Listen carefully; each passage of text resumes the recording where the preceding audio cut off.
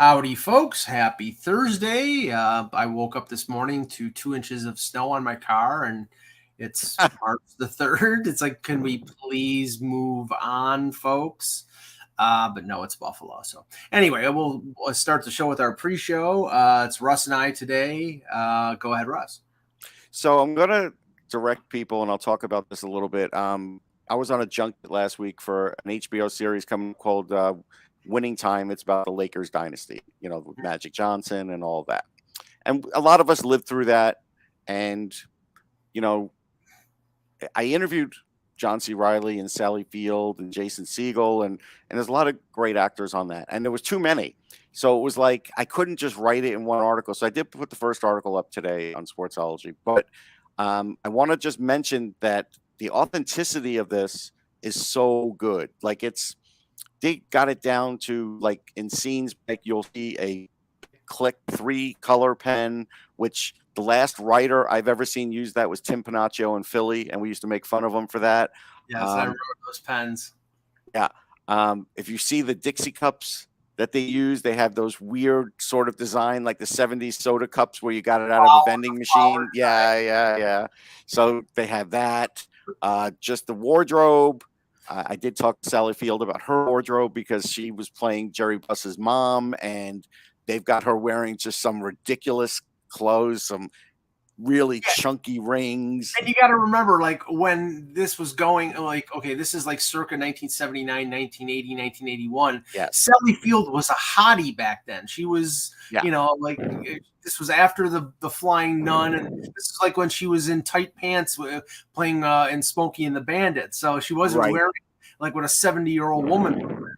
No, but oddly enough, she's been a Laker fan the whole time. So she's actually been there through all of that and lived through all of that. So it was fun for her to be it. And Riley really does a great job on Jerry Buss.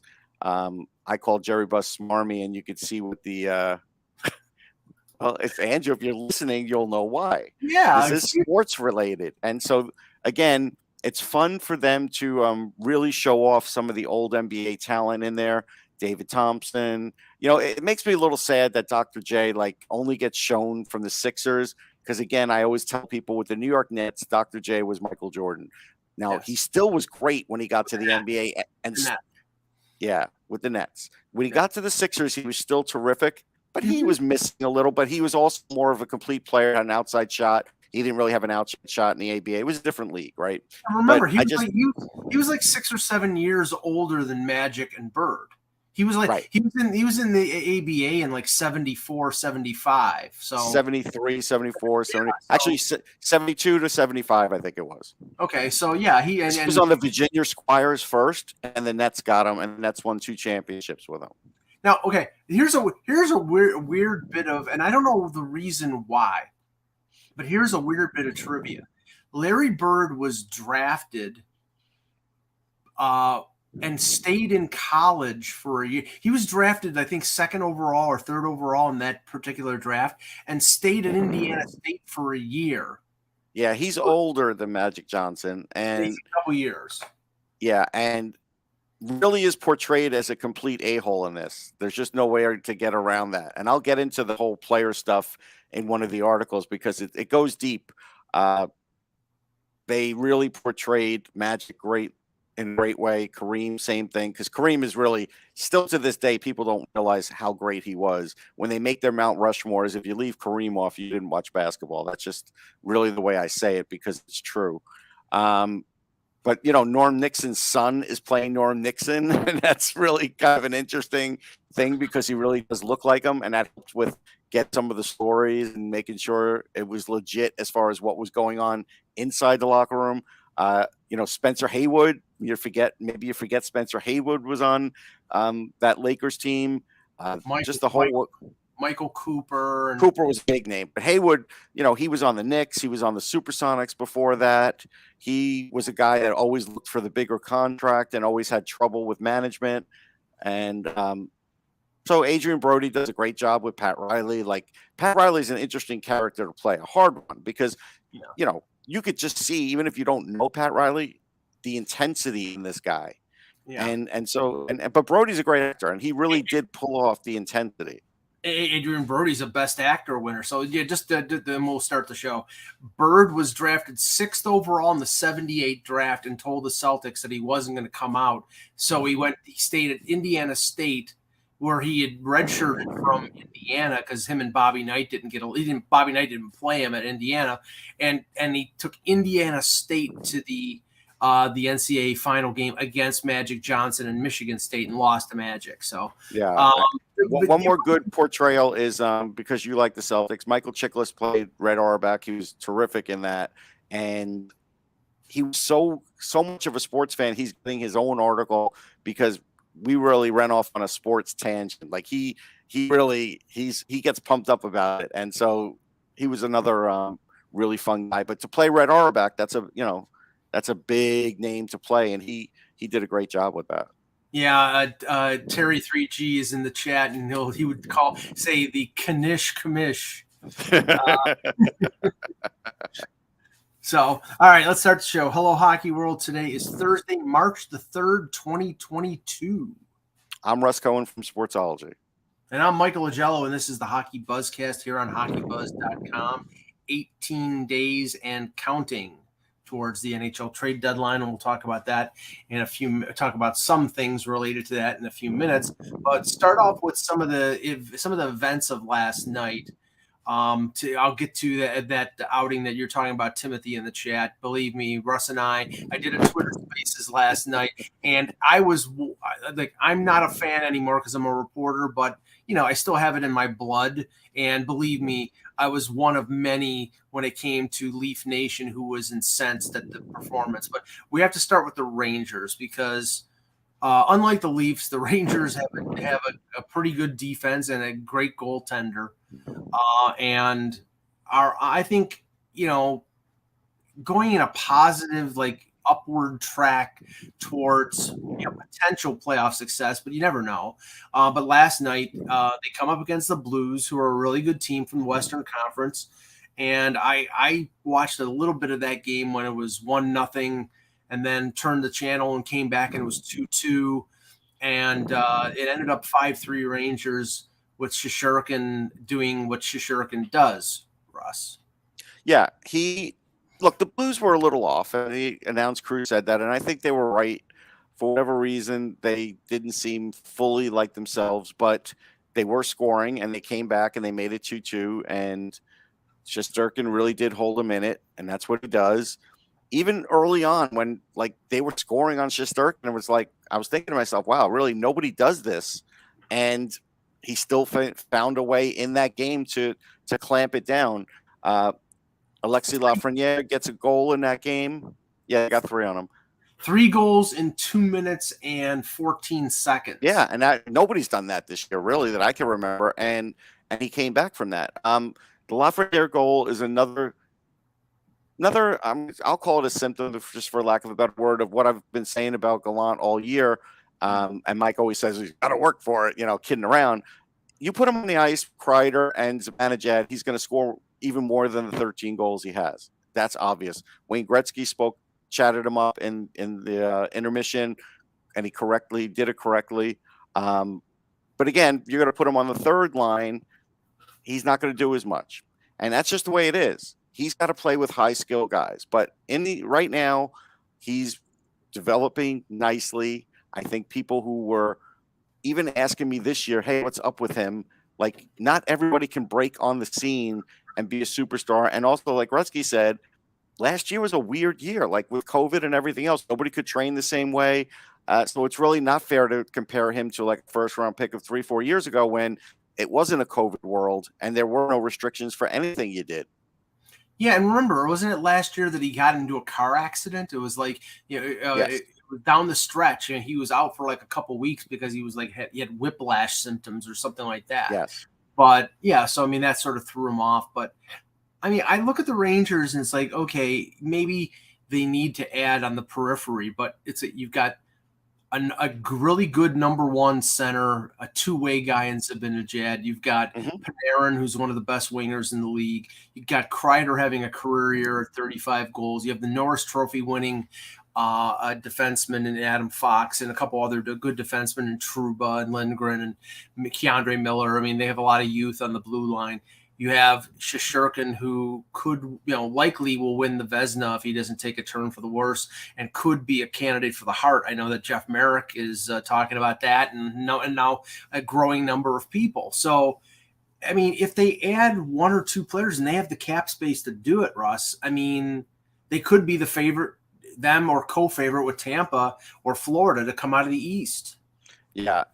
Well, I want to play Remember When, point out for, again, somehow some Ranger fans after the fact would say bad things about Jeff Gorton. So when they made the trade for Mika Zibanejad, they traded Derek Brassard and a 7th to the Senators for Zibanejad 2nd. Right. How did that trade work out? Well, that trade, and we said it when that trade happened. That trade was purely, especially from the Ottawa point of view, Zibanejad was going to be an RFA. They didn't want to pay him. Yep. I believe Brassard had a year left on his contract. Yeah, I think so. And he was a front-loaded deal. So while the cap hit was higher, the money was lower. So that was important to Eugene Melnyk because Eugene Melnyk is cheap. And has always been cheap, or excuse me, fiscally responsible. There you go. So yeah, no. I mean, that in the end, I mean, that deal has been a complete and utter disaster. And if you tell me that Ottawa couldn't use Zibanejad right now with Josh Norris being their number 2 center, of course they could. But, the other thing was I had to answer to Ranger fans because they were like, well, really, how good is he? And I basically told them all, listen, go back and watch him in the World Juniors. That's the Zibanejad you should watch. And the minute the Rangers got him, I know. And I told people, I said, if there's a chance of a guy being a number 1 center, it would be him. And he's turned himself into one. So every once in a while, Mike, that you can make that kind of trade and get a 2 that turns into a 1 for real, not like Stepan, who kind of was just really like a placeholder. And so, like, when you said that, you were right. He's a true number 1 now. He has been for a few years. Now the question is whether, in the short term, we know that Strome is the number 2. We've talked ad nauseum about Hurdle, and it appears that San Jose is going to put the full court press on in the last 3 weeks to get Hurdle signed. And if they don't get that done, then he probably gets traded. So it's weird. It's weird. Just switching sort of deadline talk, because I know Kevin wrote about the fact that there are there are definitely sellers that are set, and that's, I think, most of the teams in the East.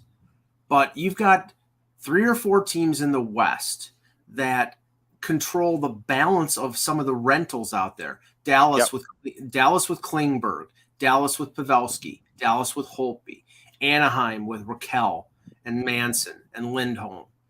San Jose, I think, is out of it with Hurdle. But Vancouver may think that they're in it, and they've got a guy like Halak if there's a team that needs a veteran goaltender. But there are 3 or 4 teams that Winnipeg with Paul Stastny and Andrew Copp. Mm-hmm. So you've got 3 or 4 teams that are right now on the periphery. We don't know if they're in the playoffs. We don't know if they're not in the playoffs. And those GMs are really going to have to determine probably a week out from the deadline if they're in or they're out. And if they're out, then the market could be rich. And if they're in, then it could be a real tough go for some teams looking to fill their shopping list. Yeah.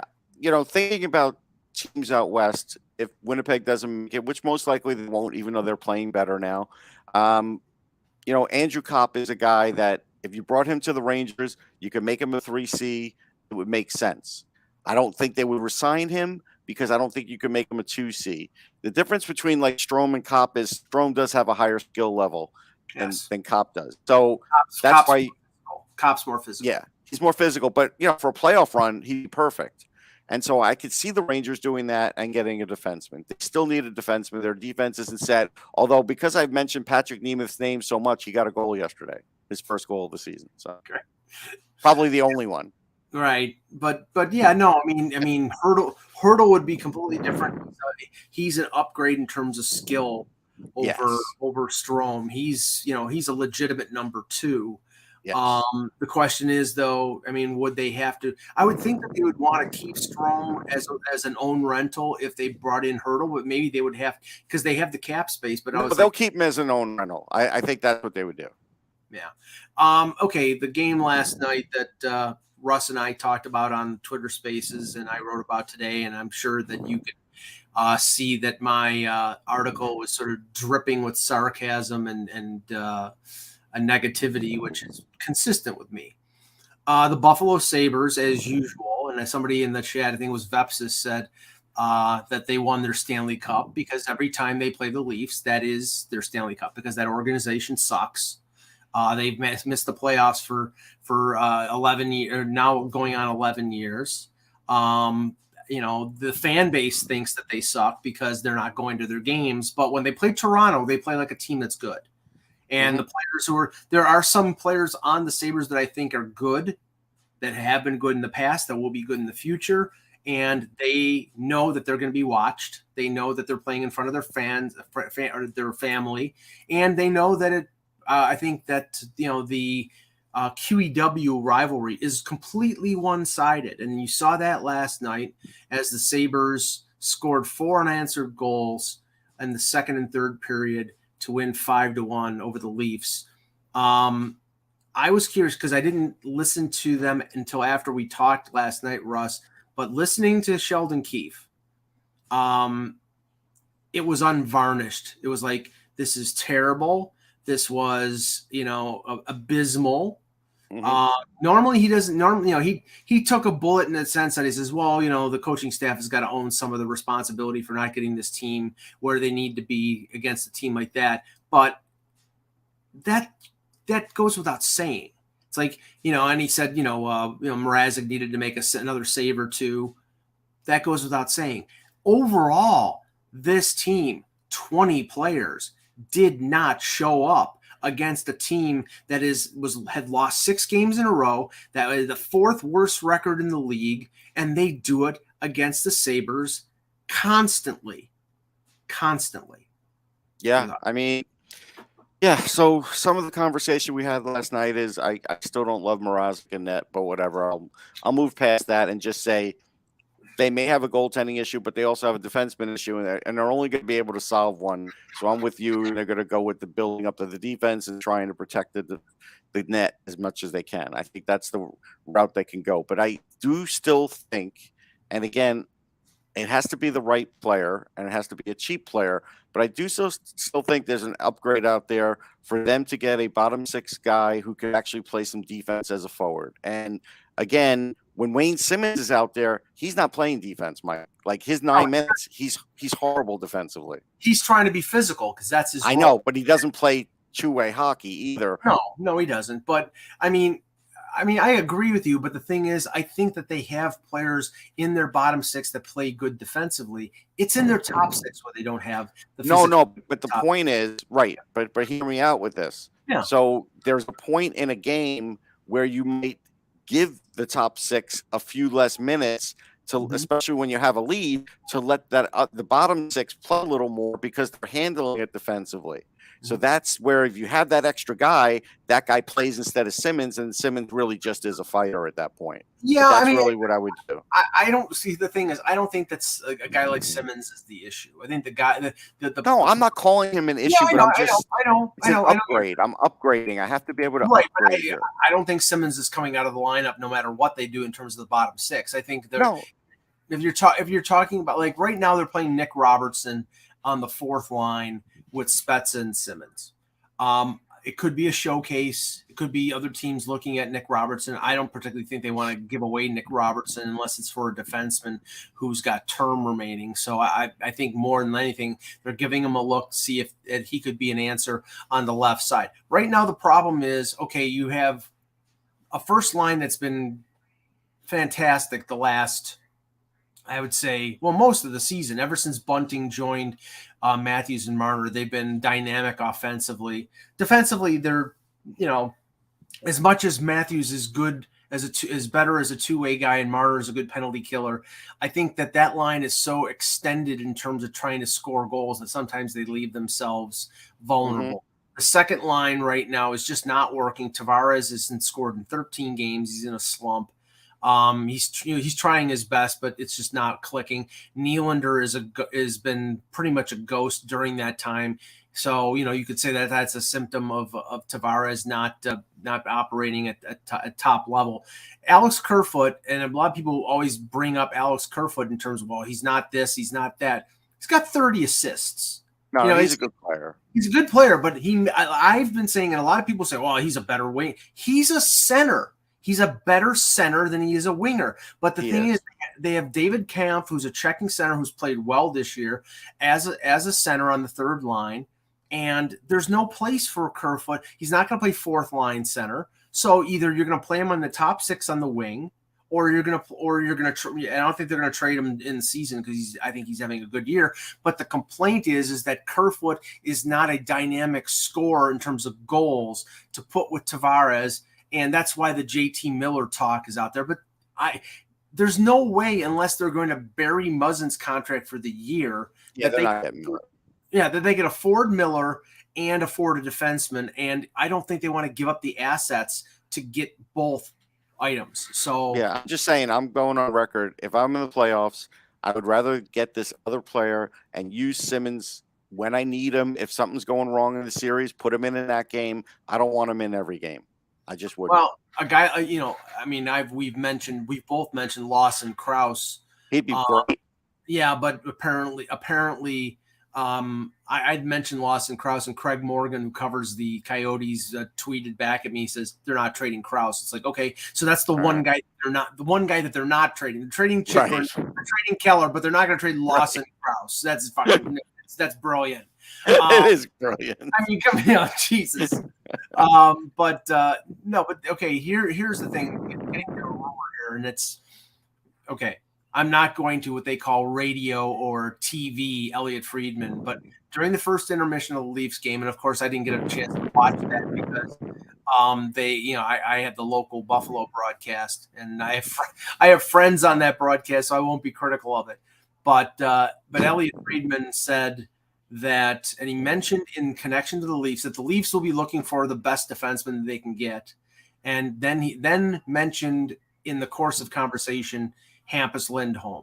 And when Elliot mentions a name and isn't specific, that he's heard something, but he can't say definitively, the Leafs are going, if Anaheim drops out of the race, if they're not in the playoff race, then more than likely, unless they can get Lindholm sign an extension, they're going to move him. They're probably going to move Manson, and they'll move Raquel too, because they can get assets. No, I think they'll keep one of the defensemen. I do. Well, maybe, but if they can't get them signed, I think they'll focus on one of them and try and get one of them signed if they're falling out of it, and then trade the other two, whoever they might be.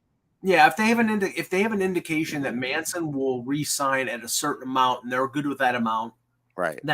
Then they'll trade Lindholm and vice versa. Maybe you're right; they won't trade both of them. But if both of them say, "Well, I want this," and it's an amount that they're not willing to accept, then they might trade. Then they're in trouble. Yeah. Then they're in trouble. But this is the thing. Last night, and somebody in the chat mentioned it. The pairing of Morgan Rielly and Rasmus Sandin was abysmal.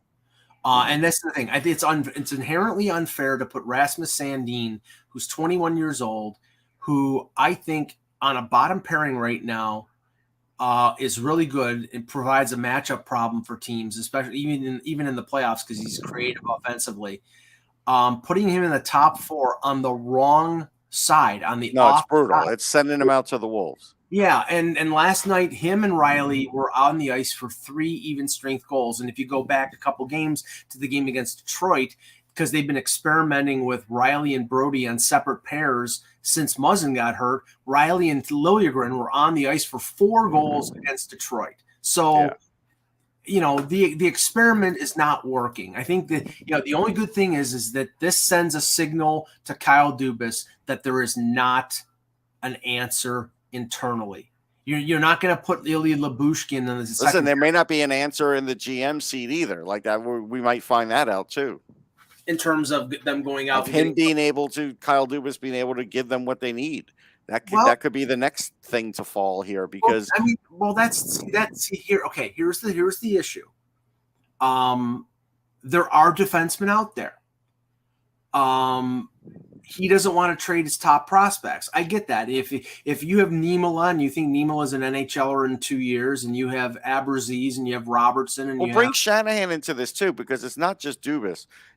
I'm sure Shanahan's meddling to some degree, and maybe he doesn't want to give up the top prospects either. it's possible. I don't think that that's likely. I think it's more Dubas and the talent evaluators and not Shanahan sort of parachuting in and saying, no, you can't trade these. Well, I wouldn't be shocked if he's parachuting in a little bit, because we all know that Dubas's job could be in jeopardy. And why would you let this guy get rid of or empty out some of your farm system, and he could fail and walk away and you're stuck? Why would he let him do that? Well, right. I see. That's why I think if they're going to make a move for a defenseman, it's probably going to be involving a first-round pick and not an existing prospect, because these prospects could be in the NHL within a year or two, and you know that a first-round pick in this July's draft will probably not play in the NHL unless it's a grand slam home run for 3 or 4 years. So I think they're willing. And Funky's like Robertson, Niemela, and a first for Lindholm. Yeah, they're not going to do that because Lindholm's a rental, and that's the thing. They got burned. They traded a 1 and a 4 for Nick Foligno, and from what the indicators are right now, they will not do that again. In terms of, they'll trade for somebody with term. They'll trade a first round pick for a guy who's a rental, but they won't trade existing prospects for a guy who's a rental. It'll be for somebody with term, and Lindholm is a rental. Giordano is a rental. Rasmus Ristolainen is a rental. I think they could want all three of them, but there's a certain price that they're willing to pay for those rentals. Plus, that Leafs pick, if they pick it, could turn into like Brandon Conroy or Jeff Ware. But it's gonna be a pick in the 20s. That's the thing. It's gonna be true. And they took Conroy like 8th or something. Conroy was 8th overall. Yeah, please don't remind me. Jeff Ware was, I think, 14th overall. All right. So a lot of questions come out of that game in terms of what the Leafs will do. And the thing is that I think that has a domino effect throughout the league in terms of, okay, if Muzzin is out for the rest of the year, then they probably go out and get themselves a defenseman and don't talk about what and don't worry about what it costs in terms of the cap issue. If Muzzin is going to come back before the end of the year, then they're going to have to nickel and dime, and they're going to have to trade through a third team, and that'll cost them assets. So it will be a much more difficult proposition. So a couple other games last night. Seattle beat the Predators, and the Predators, they're not slipping that much, but I think that it looks now like the Predators are going to be one of the wild cards. And not the top 3, but the wild card race in the West is tough. So this is not a fait accompli that they're going to make the playoffs. So this is a loss. This is a real race. Yes. Yeah. Here's the race as it stands right now after last night. And Dallas won last night over Los Angeles. So right now you've got Colorado, St. Louis, and Minnesota in the Central. Minnesota has 65 points. So they're not exactly home and cooled out, but they've got some games in hand. Calgary at 70, LA at 65, Vegas at 64. The wildcard teams are Nashville at 64, Dallas at 63, Edmonton is 63, Anaheim is 61, and then it drops off to Vancouver at 58 and Winnipeg at 57. So 3 weeks out, Russ, I think you could say that maybe the wild card race is a 4-team, 7-team race for 5 spots. Yeah. Third place in the Central, second and third in the Pacific, and the 2 wild cards. Yeah.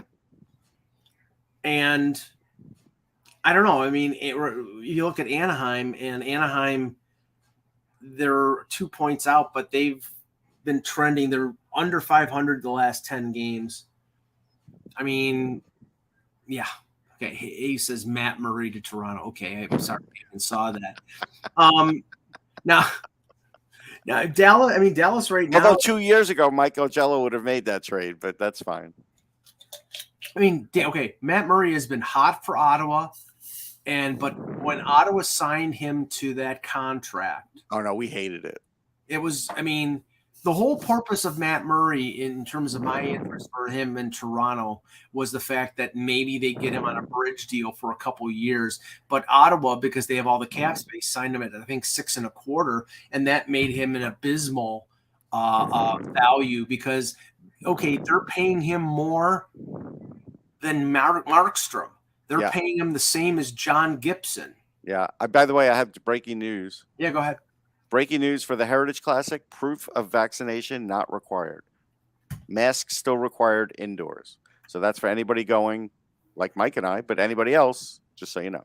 Indoors meaning in the hallways. Hallways, media areas. Those media will still be masked. It's funny because they're all of a sudden, if you notice, and this is, I'm sure this is interesting to some of the people because we're talking about media and not fans. Even though masks are not required and vaccination is not required in places like Buffalo and Philadelphia, in the press box, in the media rooms, they still is. Yeah. And so I don't know whether that changes for the rest of the season. I'm not going to complain because if that's the price of poker, I'll pay it. Yep. Same here. Yeah. But, okay. First of all, there was it was a minor trade last night, and I'm sure Russ and Eck were completely heartbroken at that late night trade. No, I'm not heartbroken, and I'll tell you why. But go ahead. But that late night trade that saw the savior known as Alex Stalock being sent to the San Jose Sharks for future considerations. Now, here's the motivation for it, and I didn't hear about this until just about an hour ago. Aiden Hill is injured. He's on the IR. Right now, the pairing, the goaltending tandem in San Jose is James Reimer and Zach Sauchenko, who I've never heard of. Yeah, I've never heard of him. Okay, so apparently in their last game, Reimer got hurt. So they have nobody. So they made this trade. Stalock is a one-way deal. He's played a few games in the American Hockey League. He's a veteran. I think he's going to play with San Jose, and I hope he has some success. I have said for the last few years that he was not the savior in Edmonton because Edmonton's defense is brutal, and they need, somebody like who. He never really got the chance. I still contend if he didn't ever get COVID, we might have seen him get a chance at that. Now, at least he's going to get a chance to play at the NHL again. He only played about 5-6 games in the AHL, so we'll see what he's got. This is a good opportunity for him, though. Yeah, I mean, if he's healthy, and we've heard about the COVID issues. He'll get a contract next year. Yeah, well, but I mean, and he's been in San Jose before. Funny thing is, ironically, Alex Stalock was traded from San Jose to Toronto as in a deal for James Reimer. It was a dump deal, and Stalock played. I don't even think he played. He may have played a couple games with the Marlies, but they basically told him they weren't interested in signing him, and you can go away now. In other news, the news out of Russia in not war talk here, but in terms of hockey, has just gone from bad to worse. The Rodion Amarov's brain tumor diagnosis last week, and now one of the top prospects in the upcoming draft, Ivan Miroshnichenko, has non-Hodgkin's lymphoma. Now he informed all the NHL clubs, was proactive in that sense to offer them that information. And Russ, you were saying that he was probably a top 10 pick? Yeah, definitely a top 10 pick. I had him 4th on my most recent for Full Press, the 1.5. My 2.0 on Sportsology will come out soon. But he was going to drop a little. But he wasn't dropping because of any health reasons. It was really just play reasons. But he's a super high talented guy, a lot of skill, speed. There's things he has to work on in his game. Don't get me wrong, but he's got a lot of talent. And, it makes me sad, but I'm going to, hope because he's young that they're going to give him, a good clean bill of health at some point. A team will definitely draft him. Where, I don't know. Like that's really, I think. Look, if you're getting to the team where, if I won the Stanley Cup, right, and I happen to be picking last in this draft, and he's still available, I'm taking him. Yeah, no, I was wondering, where, like, how far he will fall. Now he might still get taken ahead of that. I don't want that to mean that's probably where he's going to go, but I'm just saying I would take the chance on him if I were picking 32nd. Right. No, I think that's reasonable. I think there'll be teams out there, and obviously teams out there, with 2 or 3 firsts, somebody might be willing to do it. Right, like Montreal has 2 or 3 firsts. Arizona has 2 or 3 firsts. Now, and we talked about this yesterday. The other factor here is, a Russian player and what's going on right now and how that's going to affect. And I even heard them talking this morning about, well, what about teams with Russian prospects? Can they sign these guys? Can they get them over here? If they're not already in the pipeline to come over to North America, will there be a visa problem? Will there be? Yeah, there's going to be a visa problem for those. There's going to be a visa problem. There's going to be a problem with maybe the KHL. I think it was Elliot Friedman that was talking about the fact that could the NHL not respect the KHL contracts and vice versa, and is it going to be like sort of a war? Well, I mean, there's no transfer agreement, so like there's already a little bit of non-respect. Could it get worse than that? Sure, it could get worse than that. And that's the concern, because there are teams out there that okay, for example, Nashville has Askarov.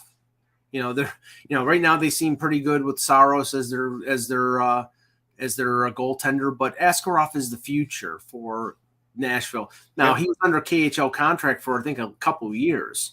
So, I mean, does that mean that they're going to have to wait 5-6 years like the Rangers had to wait for Shesterkin or the Islanders had to wait for Sorokin? I mean, yeah. Listen, Bob Swatos is dead. He was a great guy, but maybe somebody could pull a McGillney-like extraction out there. You never know.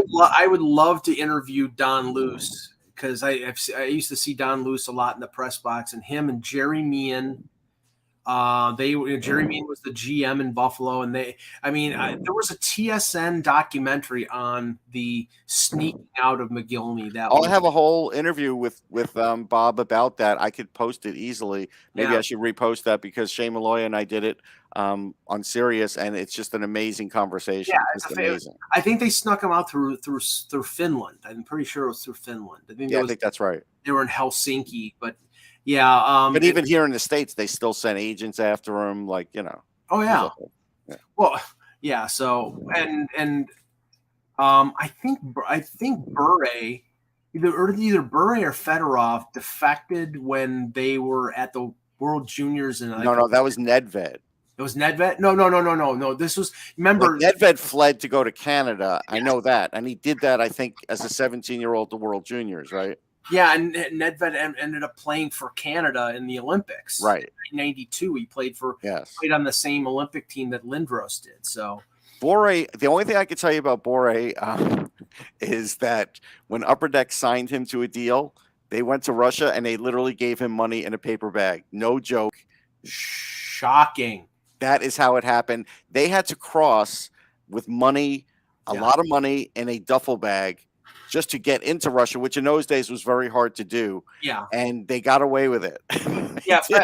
I know it was in Alaska, but somebody's saying Fedorov did defect, and it was during the Goodwill games, and I think they were in Anchorage or something like that. Yeah. So, Randy is right. Nedved defected in Calgary. And I said Canada, Randy. Like, yeah, so is Calgary part of Canada? No, anyway. All right. Let's look at some questions here and throw them out in the chat. We'll knock them down one at a time. We'll go with Flamester here because he's going to go to the league page. Would you trade Dermott? I'm assuming Dermott and Nick Robertson for a defenseman with term. It depends on what defenseman. I would not. It depends on if it's Chychrun, sure, but I don't think that's the only one you would do it for, right? Or at least me. Right. No, I'm not trading him for a 30-year-old defenseman. No. Because for people not that old, I'll give you a trip down memory lane. The Leafs in 78 trade after the 78. They traded. I think it was 78, maybe 79. Traded a young defenseman and a forward to Pittsburgh for a all-star blue liner. The all-star blue liner was Dave Burrows, who was more of a stay-at-home guy. Who they traded was George Ferguson and a kid named Randy Carlisle, who ended up winning the Norris Trophy. Yeah. Dave Burrows dropped off the planet after about a year. He was terrible with the Leafs. He ended up going back to Pittsburgh, and I think he was an all-star representative either with Pittsburgh or 1 year with the Leafs, because the Leafs were terrible that year. But it was a terrible trade, and Carlisle had a great NHL career. So, I don't know whether, Dermott, I think that's a beautiful story, Mike. I love that story. Oh, I'm sure you do. Okay, can we talk about the Andy Bathgate trade? No, but he was an original Penguin, damn it. Yes, he was. But no, I would not trade unless it's a Chychrun. I would not trade him I would not trade Robertson for a defenseman term, especially if it's a defenseman that's older. Funky in the chat said, would you trade Zadina for Nils Höglander? I don't know if that deal does make any sense for either team. Well, it makes sense if Detroit is looking for strictly a goal scorer, because I think Zadina's goal scoring is starting to come out a little, but it's not going to be as high as we thought it would be. But he's got other skills. But Höglander is strictly a goal scorer, and he plays he's like a battering ram a little bit in the offensive zone. So they're different kinds of guys. Would I make it if I were Detroit? If I needed that aspect of it, I would. Otherwise, I probably wouldn't. Yeah, just for Alexander, I just needed to give us an update here. Okay, let's see here. We got some other questions. Randy says the KHL is near closing. I don't know about that. Yeah, I haven't heard that. Let's see here. Okay, I know we had questions here. Michael Cohen could tell us how the Batman is tomorrow, because I'm not rushing to go see it. Yeah, I mean, Zoe Kravitz would make me go to rush to see it, but no. He's the lowest paid Batman in the history of the in the movie sense. Lower than George Clooney.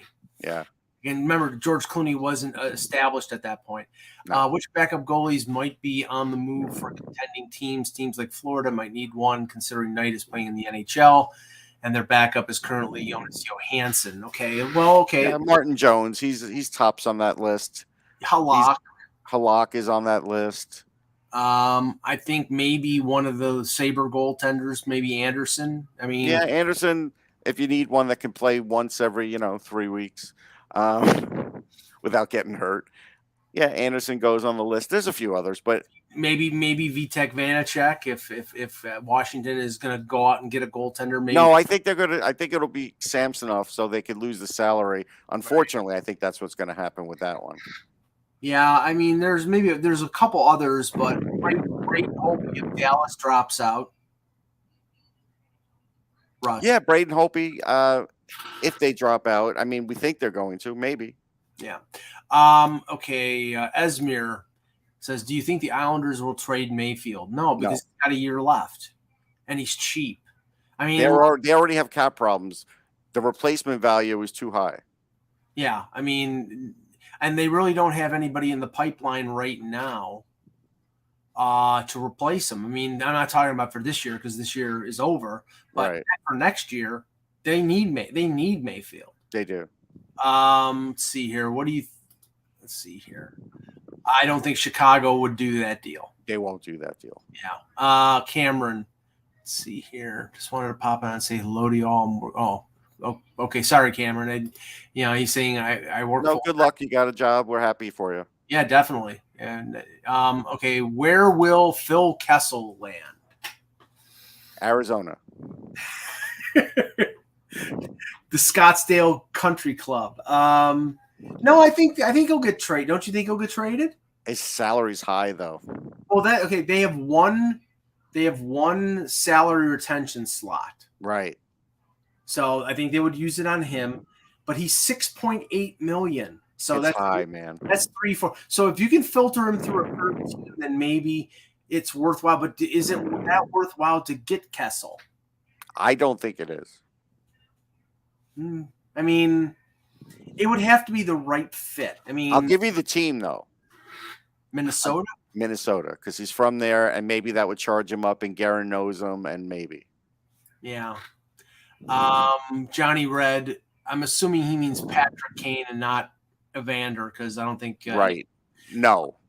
Yeah. No. Not happening. There is chatter about what's going on. I know. Again, Friedman and Barrett on their radio show were talking about this yesterday, that Kyle Davidson, as the now permanent GM, is keeping the core group of that Blackhawks team, Taves and Kane, aware of the plan going forward. And obviously where they are right now, it's a rebuild situation. They tried to do a quick turnaround with Seth Jones and Tyler Johnson and trading for Fleury, and it really didn't work.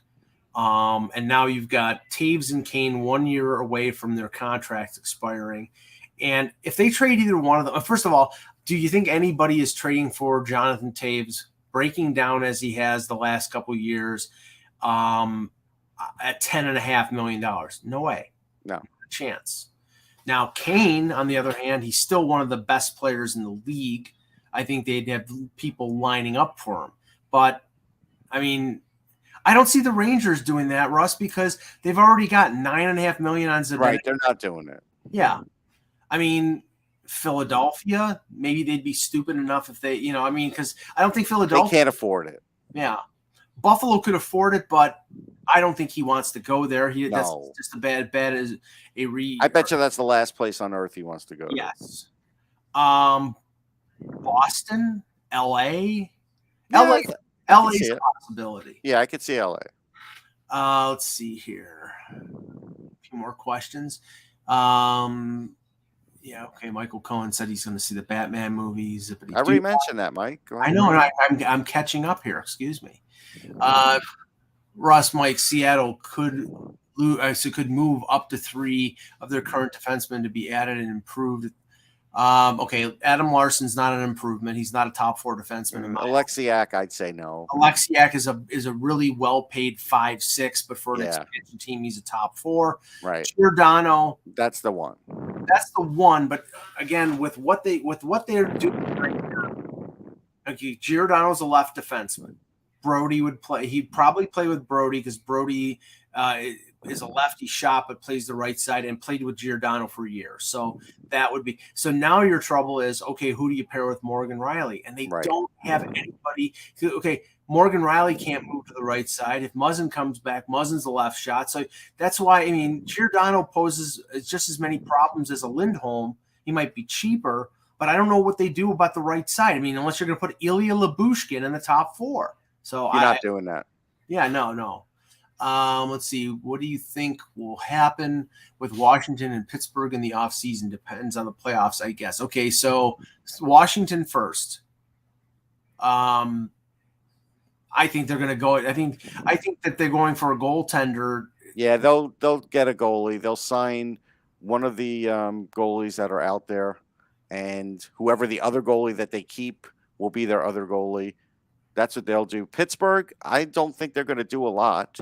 I mean, remember, Kevin has said on the show that the indications out of Pittsburgh are that Malkin and Letang will take less to stay. Yeah, they're going to pay Malkin. I don't know if they're going to pay Letang.